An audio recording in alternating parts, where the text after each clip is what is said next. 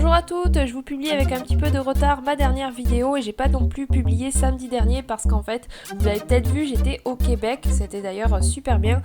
Je vous publie donc aujourd'hui une vidéo de peinture acrylique, c'est la technique de peinture russe. J'ai réalisé des petites fleurs assez simples, j'espère que ça vous plaira pour cet automne.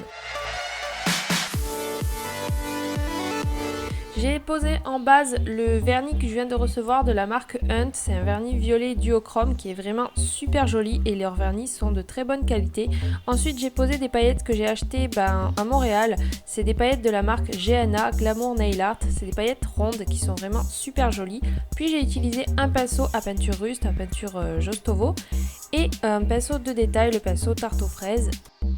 Donc voici les peintures que j'ai prises. Il me faut une peinture foncée, deux peintures médium, enfin une peinture de couleur médium moyenne et une peinture claire, donc ici moi c'est la blanche.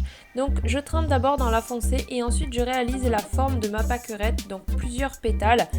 Comme c'est une fleur qui est vue de 3/4, je vous conseille d'aller voir un dessin sur Google pour essayer de respecter la forme des pétales. Donc en fait il y en a des plus longs sur les côtés et des plus courts en haut en bas.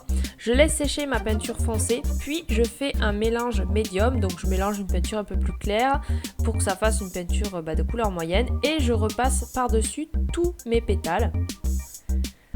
Ensuite, toujours tant que c'est pas sec, je reprends la peinture médium et je vais venir écraser le pinceau et le faire glisser dans la peinture blanche de façon à ce que ça fasse un petit peu comme un one stroke, c'est-à-dire moitié blanc, moitié rose.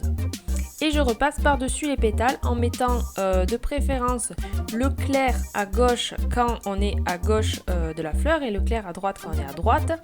Et essayez aussi de respecter la lumière, c'est-à-dire en haut on va mettre plutôt le blanc vers le bas et en bas de la fleur on va mettre plutôt le blanc vers le haut. Enfin ça vous trouverez des dessins sur Google pour vous aider. Sinon, essayez de faire à peu près comme moi. Disons qu'il ne faut pas mettre la couleur claire n'importe comment ou la mettre par exemple sur toute la fleur du côté droit. Il faut essayer de respecter une certaine symétrie. Donc je refais ça plusieurs fois jusqu'à ce que le mélange en fait me plaise. Autour, je vais faire des grosses gouttes, donc c'est le même principe avec le pinceau bicolore. J'ai refait mes gouttes en 2 couches pour que ça ressorte bien avec du rose et du blanc en même temps sur le pinceau.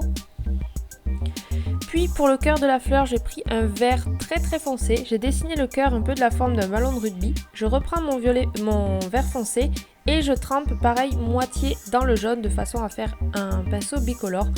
Puis je vais mettre le jaune vers le haut du cœur en fait. Ensuite, je prends un pinceau de détail et de la peinture blanche très diluée. Puis je prends au bout du pinceau une petite boule de couleur. Donc ici c'était rose et jaune.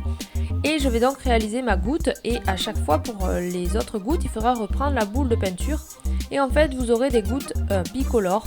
C'est plus joli qu'une simple goutte toute blanche. Ça fait des effets. Donc j'en rajoute un petit peu partout autour de la fleur en respectant le mouvement général. On ne fait pas des gouttes dans n'importe quel sens. Ensuite, avec de la peinture blanche très diluée, je refais les contours le plus finement possible de mes pétales. Donc je remets le blanc là où j'avais mis le blanc tout à l'heure avec le pinceau à peinture russe.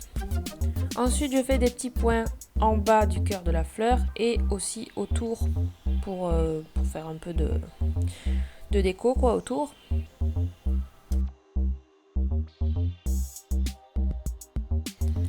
Ensuite, j'ai pris une peinture dorée et je fais quelques petites lignes autour pour faire ressortir un petit peu la fleur et que ça brille un petit peu plus. Ensuite, avec un bâtonnet mouillé, je nettoie tout ce qui a débordé pour bien que mon top coat adhère partout et qu'il ne s'écaille pas. J'applique donc mon top coat. Ici, c'était le top coat de la marque Hunt, aussi la même marque. Il est vraiment super bien, je vous le recommande. Voilà, j'espère que le tuto de cette technique vous a plu. C'est une technique que je fais assez rarement parce que je m'entraîne pas beaucoup du coup pour la peinture russe. Mais je vous donne rendez-vous en tout cas samedi prochain pour une nouvelle vidéo. À bientôt!